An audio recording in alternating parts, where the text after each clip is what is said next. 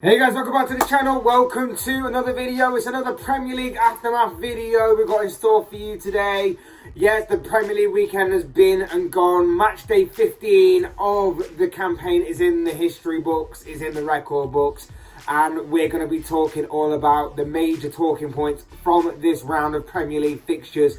And it threw up many and interesting ones at that. But before we go any further, I would like to remind you all to please like the video and also subscribe if you're new. Both things are always and forever be greatly appreciated. But for now, let's get into the talking points from this past weekend's round of Premier League fixtures. Kicking things off, we're of course going to be talking about Newcastle United, who finally, if I could do my best Dwayne "The Rock" Johnson impression of saying the word finally, I would. But finally, at the 15th time of asking, the Magpies finally got their first win of the new season. Newcastle took on Burnley on Saturday, of course, in a match which pitted the rock bottom. Again, there's a bit of a rock theme here. Rock bottom Magpies sat in 20th in the table, rock bottom foot of the table against 18th place Clarets, Sean Dyche's side, in a battle of the relegation candidates. A match which was seen already at this early stage of the season as being a massive relegation battle style game, a potential relegation 6-pointer. Whichever way you look at it, this was a real battle of two sides that were arguably going to be facing relegation this season. And come the final whistle, it was Eddie Howe who got the last laugh over Sean Dyche, who got the first victory in his reign as Newcastle manager, and of course the first overall win of the campaign for Newcastle United. And it was all thanks to Callum Wilson, who scored the only goal of the game. He was the difference maker as the Magpies come out as 1-0 winners. A brilliant 3 points claimed by the Toon Army on this one. A huge victory, a win that actually helps them lift off the foot of the table and into 19th. But could this result be the result that finally ignites the season for the Magpies? Looking ahead, you'd have to say that maybe not. It doesn't look exactly great for the Magpies in the lead up to the whole busy winter, Christmas, New Year period of the season. They've got some horrible fixtures in store for them from now until the new year. The likes of Leicester, Liverpool, Manchester City, Manchester United and Everton are all to come for the Magpies between now and the new year. A nasty set of fixtures indeed for Eddie Howe's side. But at least they got their first win under their belt, and at least they've got 3 points there, and they're not having to play too much catch-up right now. And maybe they're going into them games with a bit more confidence than what they would have had they not have picked up their first victory of the season. But for now, enjoy this moment, Newcastle fans. Alright, next up we've got to talk about this. We've got to talk about Ralf Rangnick, who got off to the perfect start as interim manager of Manchester United. Sunday, of course, saw the new beginning, a new era at Manchester United and Old Trafford take place as Ralf Rangnick took charge of his first game as the Red Devils interim manager since being appointed earlier this week, or last week should I say. And he, of course, got off to the perfect start. 1-0 against Crystal Palace, thanks to a goal from Fred. Yeah, not even a mistake there. That was genuinely the goal scorer, Fred. But Ralf Rangnick got off to the perfect start as United's interim manager. Now, before we go any further in talking about this, I've got a bit of a rant to make, because I don't get how there were 3 games on the Sunday. 3 games on the Sunday, the 2 p.m. slot, and not one of them was shown on BT or Sky. Explain that one to me. There was Brentford Leeds, there was United Palace, of course, and then there was Spurs versus Norwich, all kicking off at 2 o'clock. So why wasn't any single one of them games on TV? I just don't get it. It's bad enough that you take away the 3 o'clock Saturday games without taking away our Sunday games as well. Just baffling to me. Bizarre, mad, I don't get it. But anyway, rant's over. Let's get on with talking about United. Rather reluctantly, obviously, but we've got to do it. So let's get on with it. Rangnick may only be one game into his reign as interim manager of United, of course, but already there is a new sense of optimism and hope, intrigue and excitement and just a real buzz around Old Trafford and Manchester United entirely as they watch their side play arguably the best football that they've seen a United side perform and display in years. The pressing was much more intense and thorough, the tactics were there on show, and they just looked better from start to finish, from beginning to front, back to front, forward, sideways, wherever it was. United just looked better on the pitch on the day. And that was just down to the better coaching and better tacticians on display in that game. Yes, it did die down a little bit in the second half, but that was to be expected, especially when you're going through a major transition like this in terms of coaching and tactics. There was always going to be a bit of a drop-off point. And let's face it, the standards at United were so poor before, you couldn't really get any worse. So anything in comparison to that was always going to be seen as a step up. So maybe not to get too ahead of yourselves right now, United fans. But in saying that, you know, it's not a bad start, is it? To top it off, like I say, Fred of all people got the only goal of the game. He was a difference maker on the day. So maybe it is a new era and a fresh start for everybody involved at United right now. Either way, it will be interesting to see if the Rangnick revolution, as it's being called, continues at United. Alright, we're going to talk about Chelsea next, because Chelsea suffered a big double whammy on Saturday, as not only did they lose their London derby game to West Ham, but they also lost their status at the top of the table as a result, and of course as a result of other results not going in their favour. The Blues suffered their second defeat of the season to West Ham on Saturday's lunchtime kickoff, as David Moyes' side came out as 3-2 winners against the Blues.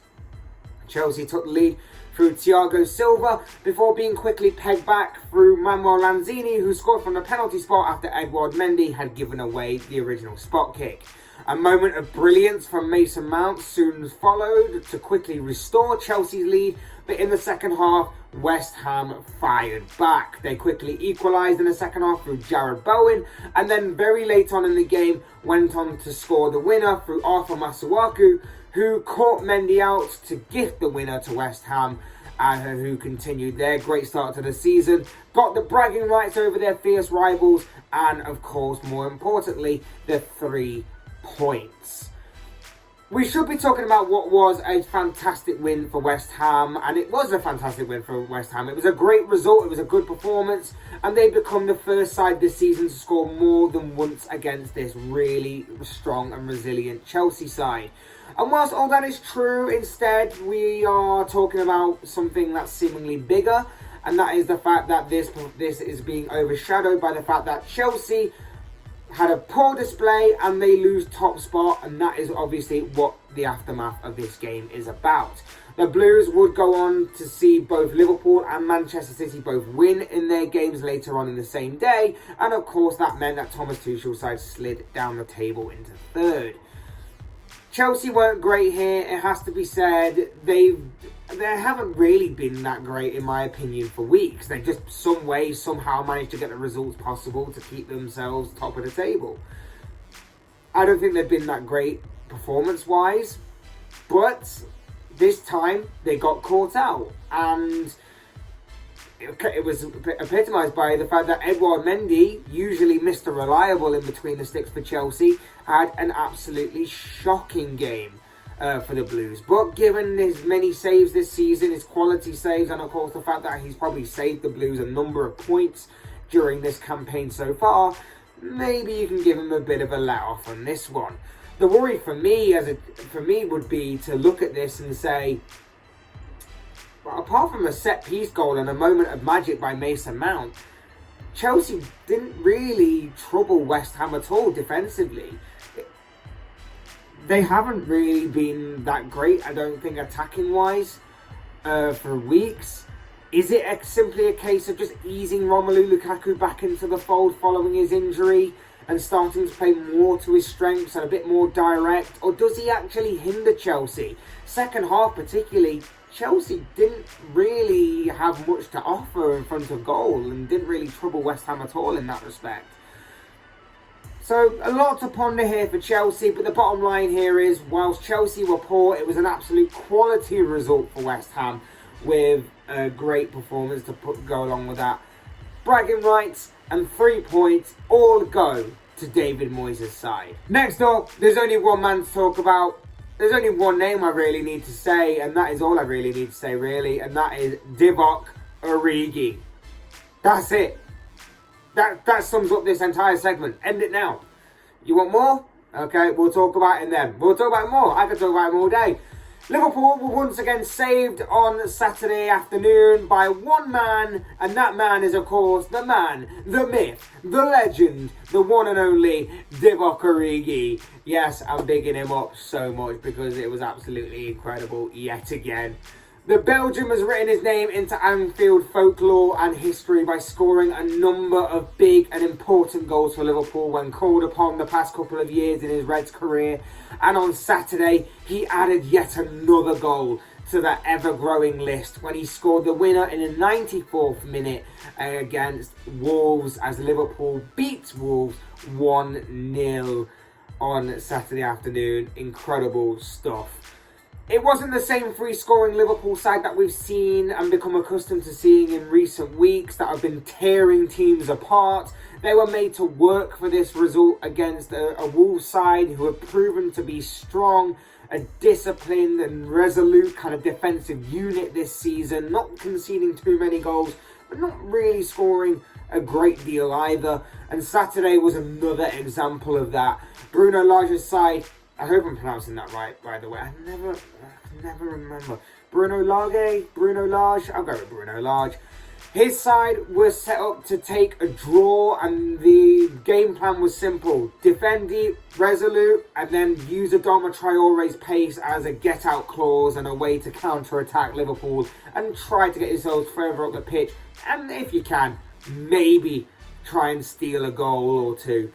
Unfortunately for them, their defence just fell at the final hurdle thanks to Origi, and their attack couldn't find the back of the net throughout the entirety of the 90-95 or however many minutes it was in the game. Origi's goal came as a welcome relief to all Liverpool fans and supporters as they were mere seconds away from dropping points yet again this season and failing to take advantage of course, Chelsea's slip-up earlier in the afternoon. But it was a big win for the Reds in the end. A great 3 points to take away from home at Molineux against a solid Wolves side. And like I say, to make the victory even sweeter, Chelsea were beaten earlier that afternoon. They dropped points, which means Liverpool leapfrogged Chelsea and were momentarily top before, of course, Manchester City beat Watford. Like I say, Divock Origi, the man for the big occasions. That man again rescues and saves Liverpool yet again. I wonder how many times I'll be saying that before the end of the season. And finally, of course, arguably the biggest talking point from this round of Premier League fixtures. We've talked about it a little bit, we've teased it, we've mentioned it a few times. But it is, of course, all about Manchester City this week and them going top of the Premier League. Manchester City go top of the Premier League following Chelsea's slip-up and City's 3-1 victory over Watford on Saturday. Pep Guardiola's side came out as 3-1 winners against the Hornets on Saturday thanks to goals from Raheem Sterling and a brace from Bernardo Silva as they both helped City to get this somewhat comfortable victory over Claudio Ranieri's side, barring a few hairy moments here and there, of course, in which Watford did manage to get a goal back with about 20-25 minutes to go, something along those lines, but that proved to be nothing more than a consolation as City went on to be very comfortable winners in the end, 3-1 over the relegation-threatened Hornets. Even more inspired by Chelsea's defeat, it seems, and seemingly not fazed by Liverpool's late winner against Wolves, City continued their strong run right now, and this victory sees them climb, like I say, to the top of the table. A familiar sight, if you are a City fan, of course. The pressure scale now tips on them, though, a little more, as Chelsea will be wanting to obviously reclaim their top spot following losing it this week, whilst of course Liverpool will be waiting, ready to pounce should City make any kind of mistake going forward. It's going to be a very busy, very mad sort of Christmas winter period coming up, you'd imagine.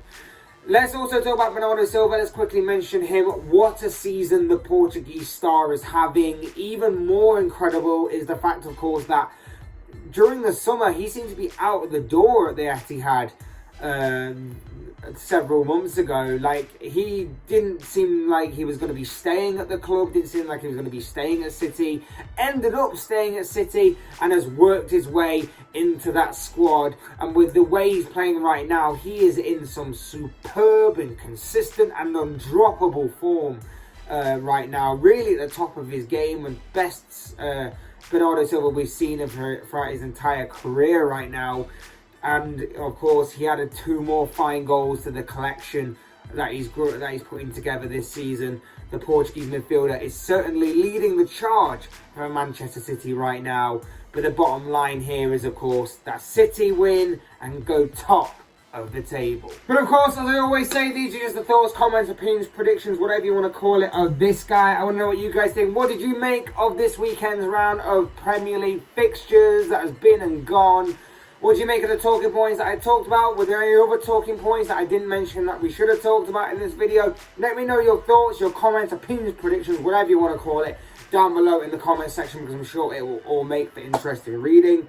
Otherwise, hit the like button on the way. If you enjoyed the video, subscribe if you're new or want to see more content like this. Both things always and forever be greatly appreciated. And as always, thank you all so much for watching and listening. I've been Fletch. This has been another Premier League Aftermath video, and I will soon speak to you all again soon in another video.